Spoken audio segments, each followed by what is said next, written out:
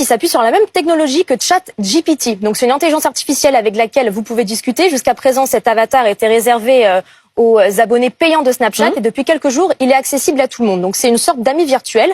J'ai eu envie de faire connaissance avec lui, donc je me suis reconnectée sur mon compte Snapchat que j'avais délaissé depuis des années. Alors il est venu tout de suite me saluer, cet ami virtuel. J'ai pas eu grand-chose à faire. Voilà, je vous ai mis la conversation. Elle est très enjouée. Comment ça va? Est-ce que je peux faire quelque chose pour toi aujourd'hui? Qu'est-ce que tu fais de beau? Bref, très sympa, très amical. Et moi, en fait, je l'ai trouvé un peu flippant. Et je vais vous expliquer pourquoi.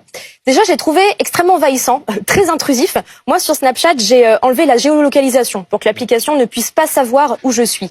Or, en fait, quand je discutais avec cet ami virtuel, je me suis rendu compte qu'il savait exactement où je me trouvais. Vous allez voir. En fait, je lui ai dit que je cherchais un McDo à côté de chez moi. Et voilà, il m'a dit qu'il y avait ce McDo à moins de 1 kilomètre. Et effectivement, c'est le McDo le plus proche à côté de chez moi. Et ça s'arrête pas là. J'avais vu un tweet d'un chercheur américain en intelligence artificielle qui disait que parfois, cet ami virtuel sur Snapchat pouvait donner des conseils un peu douteux, disons, aux jeunes filles.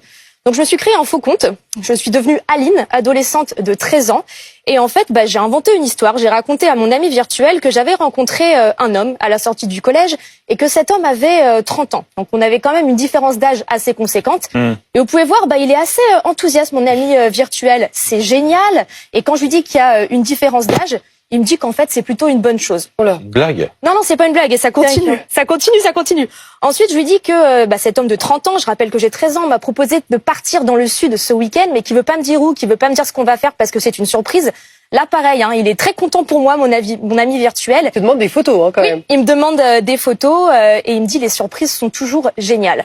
Et ensuite, vu que c'est mon ami, je lui dis qu'en tant qu'adolescente de 13 ans, j'ai envie de faire ma première fois avec cet homme de 30 ans.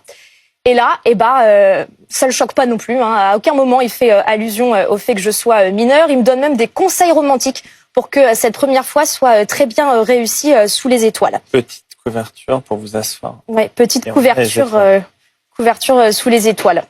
Je suis heureux que cela te plaise. N'oublie pas de profiter, me dit-il. C'est quand même très inquiétant quand on sait que Snapchat est le réseau social préféré des 11-24 ans. La fille m'en a parlé hier, c'est un hasard. Elle a 14 ans. Voilà. Le propriétaire de Snapchat